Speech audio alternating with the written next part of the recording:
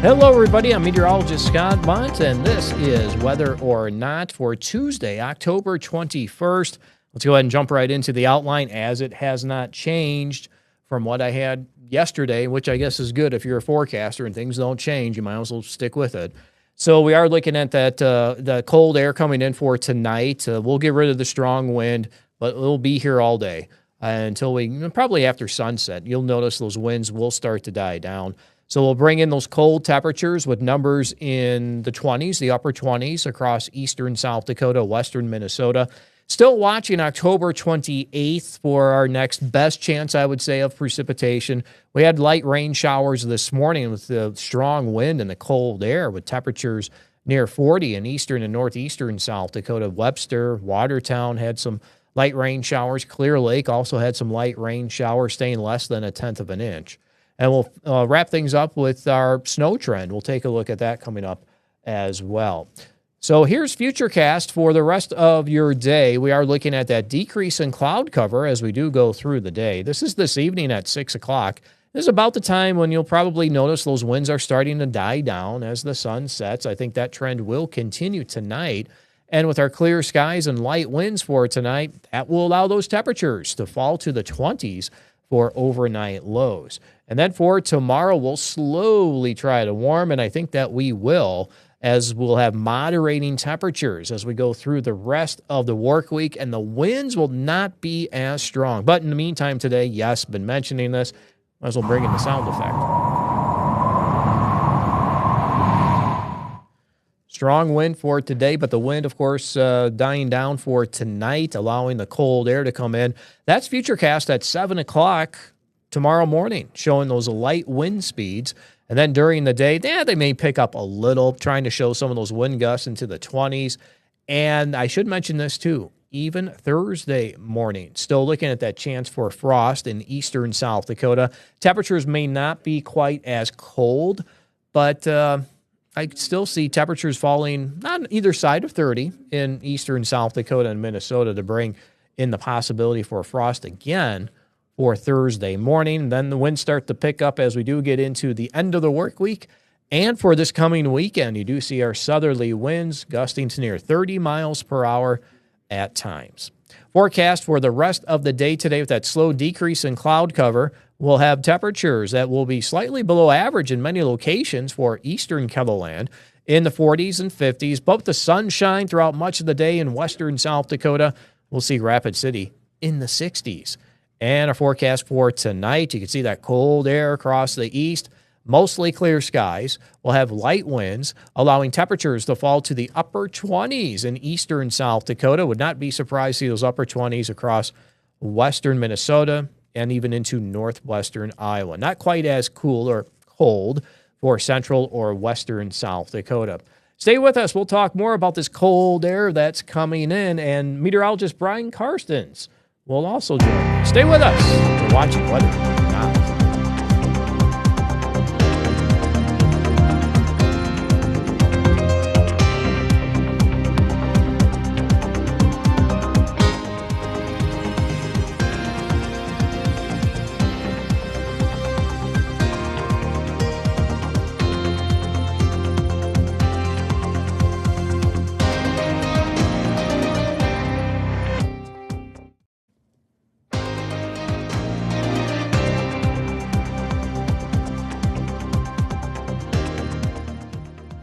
All right, joined by Brian Karstens now. And Brian, I said during the introduction, I kept that outline as what we had yesterday. Mm-hmm. And I think that's good, considering we're forecasters and don't see any big changes on the way. So we'll just keep that outline the same. Yep, same talking points. Same talking points, exactly. That's a good thing, yeah. And we're definitely talking the colder air coming in for tonight, the coldest air of the season so far. I know. You want to check that stat again? I didn't change this graphic from what I had yesterday. The lowest temperatures so far this season. We had numbers this morning in the 30s, 40s. Strong wind overnight. Did you hear that wind last night? I did, yeah. You could really tell when coming out during, yeah. It almost sounded like that, Scott, just about. Not quite. But the corn stalks, I was driving into work. On your way in. On Highway 11, one of the freshly combine cornfields, it was just kind of a barrage of corn stalks moving across the road. I didn't have that, but I had a lot of leaves go by. Yeah, I noticed that when I got into town. Yep, the leaves were blowing around. So it's kind of the typical, we know with these fronts come in October, and you get a big low spitting in northern Minnesota, and we're on the backside of that. And yesterday afternoon in the neighborhood, just watching these wind gusts come through, starting, I would think, around 3 o'clock, you could hear it in the distance, all those leaves moving around, and then you just look around the neighborhood, and sure enough, you see a lot of leaves coming off trees or just blowing right down the street. Like, this is fall weather. This is fall weather. This is what I'm used to. Nice. And it's just part of the change of the seasons. But tonight, we're definitely going to be colder. We've got forecast lows upper 20s. And when we talk about the end of the growing season, this, in my opinion, that gets us in there in the ballpark. We're definitely going to have widespread frost tomorrow morning. One of the technical definitions about hard freezes, though, if you look at it from an agricultural standpoint, is you have to be down to 28 degrees or colder for 3 consecutive hours. So there is a little more technical definition. That goes back to my days at Iowa State University, and we studied that. I just do a little plug for Iowa State there. But yeah, that's what will technically be a killing freeze. So are we at that level all through Sioux Falls tonight? Probably not.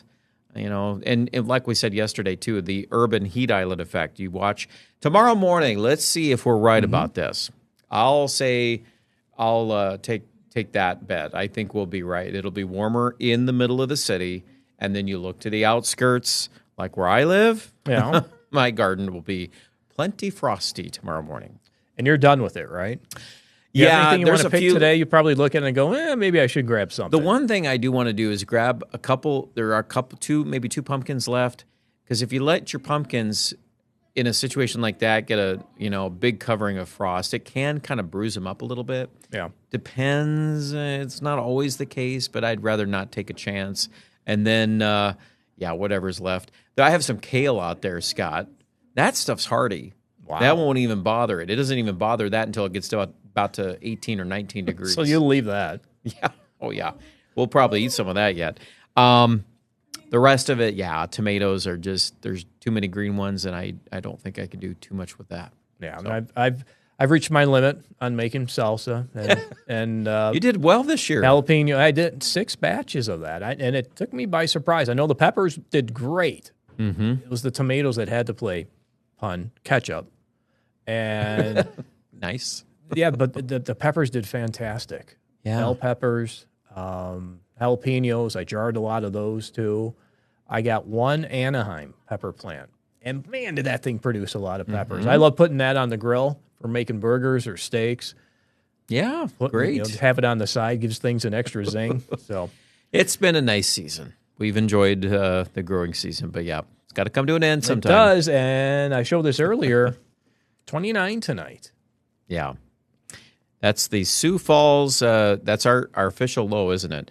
And I don't know if you have a chance to look at my machine over here, but I just have the hourly numbers tonight, and they drop from mid-30s by just a little bit before midnight, and you can see by 4 in the morning, they're down. Now, keep in mind, this data set, I have to apologize because I just had to reload here just a minute ago. So it's actually set off of the latest setting here, Scott. You know how our system works. Yes. Let me do this because, we're just kind of chatting here. I can do this on the fly. We get caught in between when these models update, and you're used to seeing a number or situation, and then all of a sudden the update comes in, and we haven't seen it on our graphics machine, that sometimes it takes us by surprise, or it wasn't exactly what we were thinking. Yeah, because it trickles in behind the scenes. It'll actually populate the map as we're talking. So and we like to have the latest data. We do. Most of the time. It's a good thing to keep up on any little changes. But you saw that 28 in Sioux Falls. And again, that number, I'll play it one more time for you here. So we'll look back as the numbers tick downward. Again, it'll be in the 20s, Garrettson, Hills, Minnesota. I mean, all these numbers will fall. And the thing about this tonight, too, radiational cooling makes the wind a big will difference. Die down. Yep, you have to decouple. We got to get that point across, too. Yep.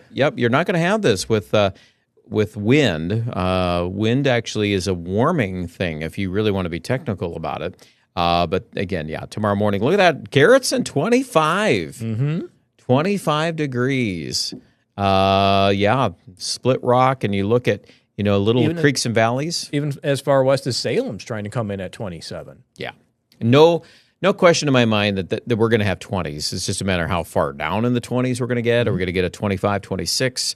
A few more of those around. Canton's 28, Rock Valley 29. So just a little something to think about there for tomorrow. And another chance of frost, I think, in this forecast going into Thursday morning, too. We've got another morning. In fact, you've got this going here. Yes. Now, this is interesting to me. This is just the raw model data off of the Canadian. Okay, so we don't have any input on it. I'm just grabbing that model data that we just talked about, how it comes in. Look at Brookings, the Canadian model, which is usually coldest model. Okay, will it get to 21? That's maybe not in the forecast right now. If things were to be their coldest, this is probably where things may end up. Will we hit 21? That's probably on the low end scale. Yep, that will do that. But I'm interested to see how those temperatures in central South Dakota do. They'll be colder than what's expected for tomorrow morning. See that 27 in Pierre? Right. Again, this is off the Canadian model. And I'll bring up the European model because I want to show something about the extended forecast in the AI version. Okay. Yep. But I'm interested in this one too, Thursday morning. So just because we get through Wednesday morning, you covered your plants, or you brought them inside, you did what you wanted to do to keep those fall plants around, you may have to do it again. Yeah. Turn around and do it again. In our case, we'll probably have some of them that'll find their whatever we're going to keep for the winter inside. It kind of has to find a little home. We have a little bay window display of some nice plants that we keep inside during the winter. Sometimes it's more toward the geranium side of things, but and I know a lot of people who do that. They like to keep some of that stuff, faces growing. south, the window, the bay window. This one actually doesn't, but it catches enough light that they do okay. They don't really do a ton over the winter, but it's nice to bring them back out in the spring, and then you've got them already growing. And I remember my wife's grandparents used to do that all the time out in winter. They used to have these wonderful geranium plants, and they'd bring and in that house, the light would come in on the east side, so they get that morning light. And those geraniums, they look great in the middle of winter. I remember she's keeping that tradition going. Yeah, right? A little bit, yeah. That's a good thing to do. We've got the room, and it's just you got to be, when the kids are playing and doing things, you don't throw stuff near the plants. Keep the plants okay. And then a pet or two will come by. Oh, yeah. We have to watch that. You know how that goes. We've got a pet or two in the house. Oh, yeah. So anyway, there's that. But, we're going to be probably 60s after this next little round of cool weather, and hopefully we have a nice trend for the rest of the month, but we'll see, won't we? Yeah, we will. Now, this is the AI version of the model forecast here, and then we're looking at temperatures. So it has our 29. Okay. And then tomorrow morning has it at 30. And I know I just showed the Canadians much colder than that, but it still wants to bring in the possibility of frost as we fall to 30 with light winds. That's for Thursday morning. And then we continue through time. You mentioned the 60s returning, okay? And we'll try to stay close to the 60s Sunday going into Monday. But look at this. The attention is here toward the couple of days of the month here. That's a 25. I see that. Yeah, okay. It's hard to see. I can squint down there and read the number. Yep, that's a 25 where the cursor's at. Then as we get into Thanksgiving, not Thanksgiving, I'm jumping way ahead of myself. Halloween. Not quite yet. Yeah, not quite yet. Halloween, 32 for a morning low, 56 during the day on Halloween. Okay, that's above average, by a couple of degrees above. And then as we go out from there, begin November, the model's thinking, temperatures may hold at or above average in the 50s, trying to get to 60 there, maybe on the 3rd, and that jumped close to 70 on the 4th. Yes. And one thing about this graphic here, I know as you're reading this, each row that goes across the screen, that's a data set every 6 hours.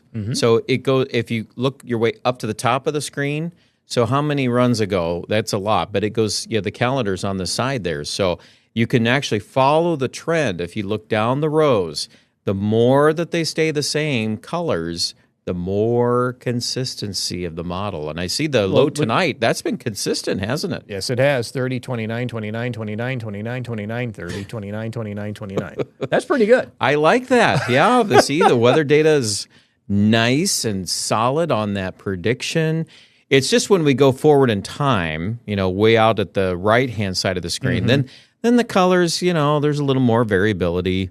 But, it's expected to be that way too. So we'll see if that 69, though, does jump out there at that end. It does. That was on the 4th of November. And what have I been keeping track of on the 4th of every month? So that would fit the theory if it warms up ahead of a big cold front. That can bring a lot of wind again. Makes sense to me. I've seen that before. Things are lining up, aren't they? I like when we can pluck out data and just look at that, and you just know in your mind. It's like we've done this a time or two over the years, haven't we? We've been here a long time. We won't get into those numbers. We'll talk about October 28th coming up. Stay with us. You're watching.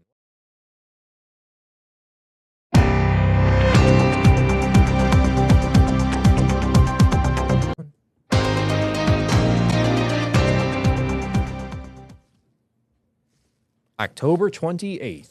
It's getting closer. Yeah, so what is significant about the 28th of October? Well, we've been following the pattern, the weather cycle, the days in between these closed low-pressure systems that we've been following dating back to, easily September, August, I think. Dating back to August.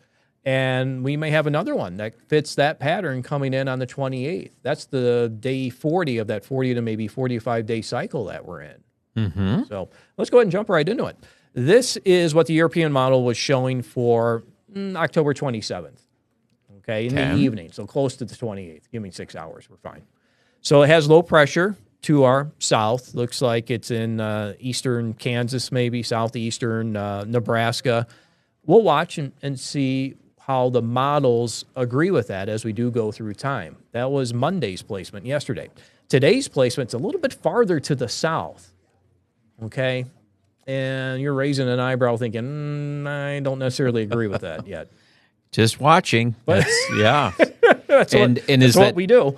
Is that typical for the model? Well, in this case, not surprising, trying to figure out how to handle a low and what it actually does, and you might explain this a little bit more, but it's breaking that off and then shoots that piece down to the south like that. But the question we were bringing up during the morning show is that the correct solution? And there are sometimes some biases with the European model. One thing that we notice a lot is that when you dig a trough in the west, there are a lot of times where it'll actually break off a low like that, and then it'll sit there and spin. And it's maybe a little bit too ambitious about doing that sometimes. This case, a little different. The trough is a little farther east, but let's see what happens. I'd be curious to see what tomorrow brings. And I'll have that graphic. I'll keep that graphic and continue to add those days as we go through time here. But again, this is the cycle or pattern that we're in. Going back to the beginning of August, we had a cutoff low move through. And same thing happened in the middle of September. So we looked in between these days, and it's just averaged out to maybe a 40, 45-day cycle that we're in. So it brings it in October 28th through November 2nd. So even though that what I just showed you was saying the 27th is this solution, it's close in my book, a day. What do I like to say about storm systems too? And if they do strengthen, they tend to slow down anyway. Right. But even just extrapolating from the graphic you just showed, you had, the August low was up there, southern Saskatchewan. Then the one that came out in September, that was the big rainmaker out near Pierre. Yep. And that hit northwest South Dakota. So, you drag the line down, at least a couple hundred miles, if not a little more than that, maybe 300 miles. So if the next one ends up being 300 miles farther south, well, that would put it probably in Kansas. That seems fair. Yesterday's solution. Yep. So, again, that's something that we'll just see. Wouldn't that be interesting, Scott, if that's where it ends up? Right about so if you really got picky on that map, the first one to the left. I'll go back to it. Yep. And then you do, the center of the low. And that one, I remember that really well. So that just sat and was spinning right around Pierre. And so now, we'll just kind of see where the next one, and then we'll plop that map in maybe at the end of this. Yes. Check our grades and see how we do. Proof of performance if we end up doing this one well. So I like accountability. That's a good thing. I mean, I like to see what and you learn so much from that too. If you make an assumption and then an observation, let's just see what happens. And I like that. That's a good way to do some meteorology. And again, we've gone back to this. It's always interesting to me how, we can say this without even bringing in these computer models going out, 40 to 45 days. And then all of a sudden, when we're 2 weeks out, it's like, oh my goodness, it's showing up. And, we kind of said, like, watch this, not to say that it's going to happen, but watch it. If this pattern repeats, we can have a chance of precipitation. We'll put it as that term. I think as we study the science, and of course over the years, there's various mechanisms. The Madden-Julian oscillation is one of them. That's kind of a more common cyclical pattern that drives weather. And it's something that in the last 10 to 20 years we've learned a lot more about. And there's lots of things. I mean, the list goes on and on and on about different cycles of things. But isn't it interesting when they pop up like this? So we get to watch it. And if it doesn't pan out, we'll try to figure out, why didn't it work? And there'll be a new reset in the pattern. I'm sure that will happen before too long. So we got to be watching now what's occurring and when that is going to happen too. But we really can't put this on the global pattern. No. This isn't a teleconnection. No, it's thing that we look at. But it is a connection. The fog forecast. So, again, this is a show much like what we had yesterday. Things really haven't changed much. Just watching that area of low pressure. And October 28th, we have rain in the forecast. Late in the day Sunday. Better chance on Monday. So, it is lining up with this 90-day fog theory, isn't it? It is. I'd be concerned about that one on December 9th. That one there, that what might do we be. usually say about going into that first weekend of December when we have these winters that, like to dump snow? Once we get into that first week of December, we're off and running in winter. I remember when we were pretty young and starting here at the station, the traditional thinking was that March was the biggest snow month. And then we watched over time how that migrated. And then December became the big month. And I believe it still is the highest month for snow. So I always get a little more watchful when we get to that first week of December.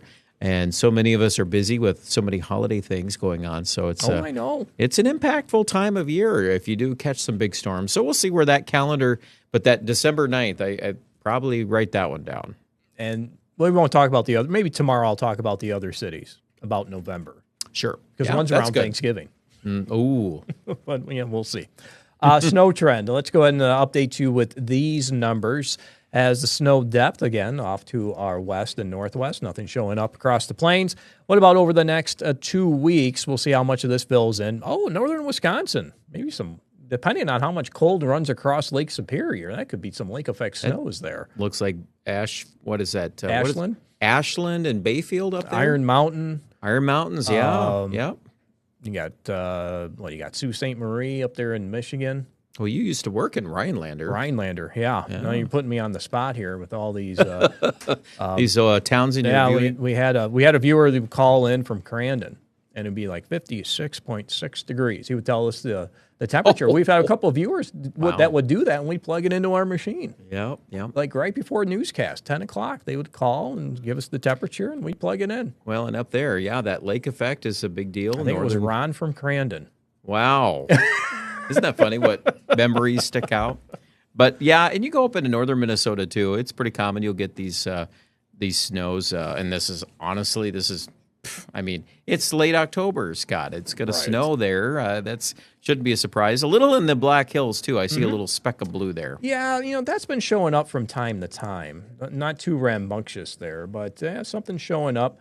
Our trend here for measurable snow before the 30th. Compared to the average, and I've been taking the averages, starting this back in mid-September when these dates do show up. I've been looking at some of those numbers of 100 different members of the European model, and I just add them up. How many give us measurable snow by the 30th? Not to say it's going to snow on the 30th, but measurable snow by the 30th.